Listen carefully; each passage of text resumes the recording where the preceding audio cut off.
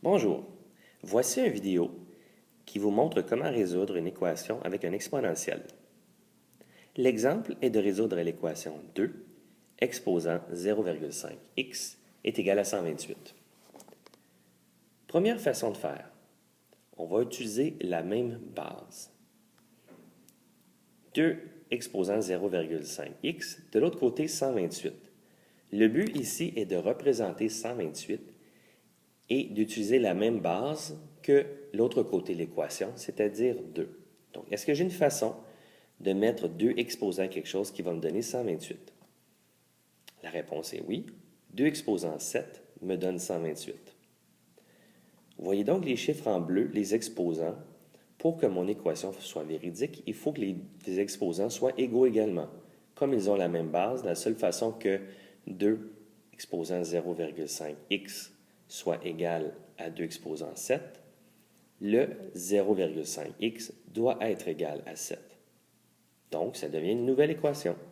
On résout cette équation, divise de chaque côté par 0,5, ce qui nous donne notre solution x est égal à 14. Deuxième façon de faire maintenant. On va utiliser les logarithmiques. Cette façon de faire-là est plus utile parce qu'elle s'applique tout le temps. On n'est pas obligé de trouver une base commune aux deux côtés de l'équation. Donc, on reprend notre exemple de départ. Notre exemple de départ est sous notation exponentielle. Il faut maintenant la transformer en notation logarithmique. La notation logarithmique, ça devient 0,5x du côté gauche. De l'autre côté, on lit log de 128 en base 2, parce que le 2 était notre base de l'exponentielle.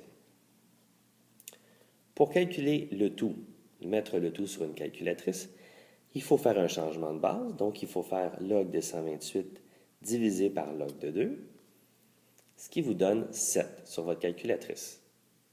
Il ne reste plus qu'à isoler le x, donc comme tantôt, on divise les deux côtés par 0,5, ce qui nous donne x égale à 14, la même réponse qu'on avait trouvée précédemment.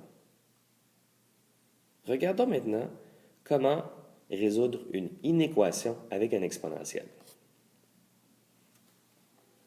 Nous avons l'exemple d'une équation 2,5x avec fois 5 exposant 3x plus petit que 120. On va représenter le tout sur une droite numérique à la fin. Première étape, on va changer le plus petit pour un égal, le but étant de trouver la valeur frontière.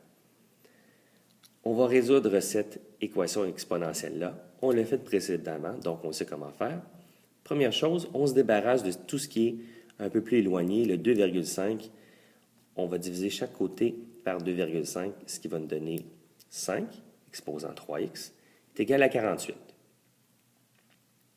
On est sous notation exponentielle. Il faut donc mettre le tout sous notation logarithmique, ce qui donne 3x est égal à log de 48 en base 5.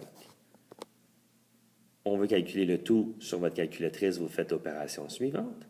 Log de 48 sur log de 5, log de 48 divisé par log de 5, ce qui vous donne 3x est égal à 2,4531, etc.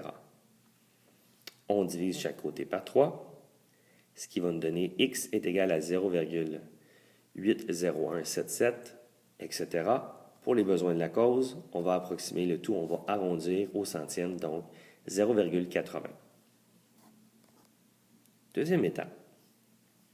Maintenant que j'ai ma valeur frontière qui est de 0,80, est-ce que je dois la représenter sur la droite avec un point plein ou un point ouvert? Comme notre signe ici indique plus petit et non plus petit ou égal, on va utiliser le point vide, ce qui nous donne notre point vide qui est indiqué juste à gauche du 1 sur la droite numérique. Donc le 0,80 avec un cercle ouvert. Troisième étape. De quel côté je dois colorier? De quel côté du point? Du côté gauche ou du côté droit? Bien, on va faire un test. On va utiliser une valeur arbitraire. Je prends souvent 0 parce que 0 est très facile à calculer dans une équation. Donc, si je remplace dans l'inéquation le 0 à la place du x, remplace le 0 à la place du x. On calcule notre inéquation, ce qui nous donne à la fin 2,5 est plus petit que 120. Est-ce que c'est vrai que 2,5 est plus petit que 120? Bien sûr que c'est vrai. Donc, comme le point 0 est inclus dans l'ensemble solution et qu'il est à gauche de notre valeur limite, de notre point frontière, on va donc dessiner vers la gauche.